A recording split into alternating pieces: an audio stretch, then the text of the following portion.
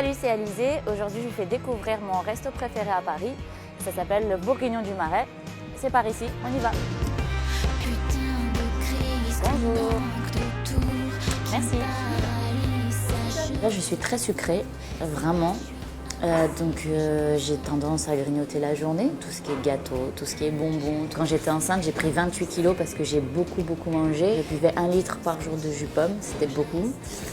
J'ai mangé beaucoup de cochonneries, de bonbons, tout ça. Et il y avait un plat salé qui me faisait envie, donc à 2 h du matin, c'était le couscous. Par-dessus tout, je crois que c'est les pâtes aux gambas. Je fais ma grand-mère, que fait ma mère et que je fais aussi maintenant quand j'ai des invités à la maison. C'est le plat que je réussis les yeux fermés. Ma grand-mère était pêcheuse à Ajaccio, donc une des premières pêcheuses corse, parce qu'en général, c'est que des hommes. Et elle vendait le poisson quand j'étais petite, elle vend toujours les oursins. Donc j'ai toujours grandi dans tout ce qui est crustacés. J'en ai toujours mangé. J'aime bien, mais j'ai pas la patience pour ça. J'aime bien quand ça va vite ou quand ça se cuisine tout seul, quand on met tout dans une casserole ou qu'on laisse mijoter. Alors j'ai choisi le plat que je prends en général à chaque fois que je viens ici, je crois tout le temps, sauf que je change un peu parce que normalement c'est servi avec du riz.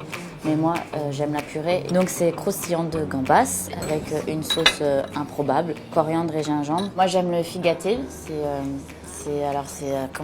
une genre c'est de la charcuterie, c'est de la saucisse qu'on mange ou crue ou qu'on fait griller à la cheminée. Et le plat qu'on mange l'hiver, donc c'est du figue gâté fait à la cheminée avec sur une grosse tranche de pain de campagne.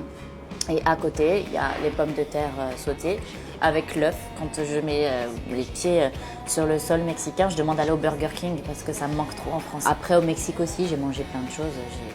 Avec mes musiciens, c'était un peu le défi à chaque fois de manger le piment le plus fort, tout ça. Il y en a qui sont tombés dans les pommes presque. Non, moi j'ai tenu. Parce que j'aime vraiment tout ce qui est pimenté. Donc, non, j'ai tenu le choc. Quand je fais les enfoirés, qu'on a 4h30 de concert, un plat de pâtes au beurre tout simple, c'est ce qu'il y a de mieux. Et après le concert avec Nolwenn, qui est ma pote, qui est mon amie, après le concert, on aime bien, c'est notre rituel de l'après-concert enfoiré, on mange un croque-monsieur. Voilà. Cette année, c'était à Paris, donc on n'avait pas l'after enfoiré à l'hôtel. Et du coup, ça nous a manqué. On était par groupe de couleurs, donc on avait chacun un bureau avec une couleur.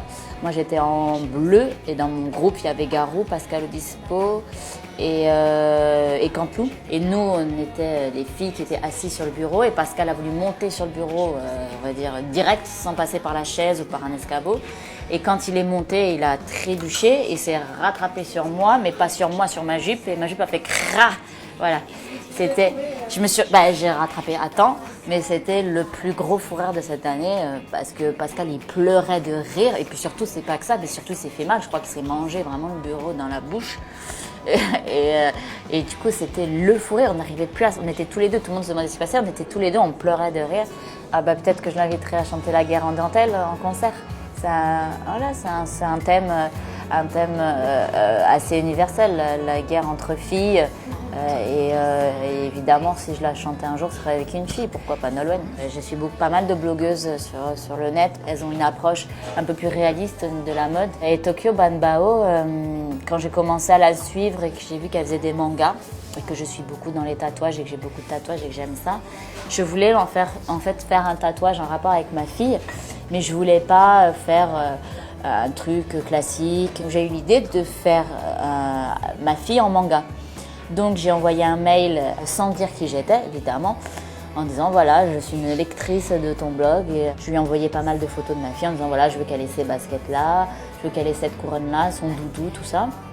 Et en fait, elle m'a envoyé le dessin. Donc après, je suis allée chez Tintin, mon tatoueur. Quelques mois plus tard, mon album est sorti. Et évidemment, vu que j'ai beaucoup de fans actifs sur Internet, ils lui ont envoyé des messages. Est-ce que c'est toi qui as fait le dessin, tout ça? Elle dit mais oui, mais elle ne comprenait pas. Et elle m'a renvoyé un mail, elle me dit « Tu ne serais pas la chanteuse Alizée ?» Et je dis « Bah oui, voilà. » Donc après, du coup, c'est devenu une copine. Et elle est venue à une séance tatouage avec moi pour voir le tatoueur en disant « C'est moi qui ai fait le dessin. » Tout ça, elle a halluciné en fait. Donc du coup, après, je la vois souvent. De temps en temps, on fait du shopping. De temps en temps, voilà, on se croise. Je suis très Instagram. Je poste des photos de mes journées de travail, mais après je pose parfois mon look ou la paire de chaussures que je viens de m'acheter, tout ça, mais c'est pas assez parce que ça me plaît. Du coup, j'ai toujours plein de blogueuses qui me disent ah, ce serait bien que tu ouvres un blog et tout. Pourquoi pas? Ouais, pourquoi pas. Après, peut-être en collaboration avec d'autres blogueuses, ça pourrait être sympa, ça pourrait être marrant. Salut, elle adore, à bientôt. J'avais trop faim.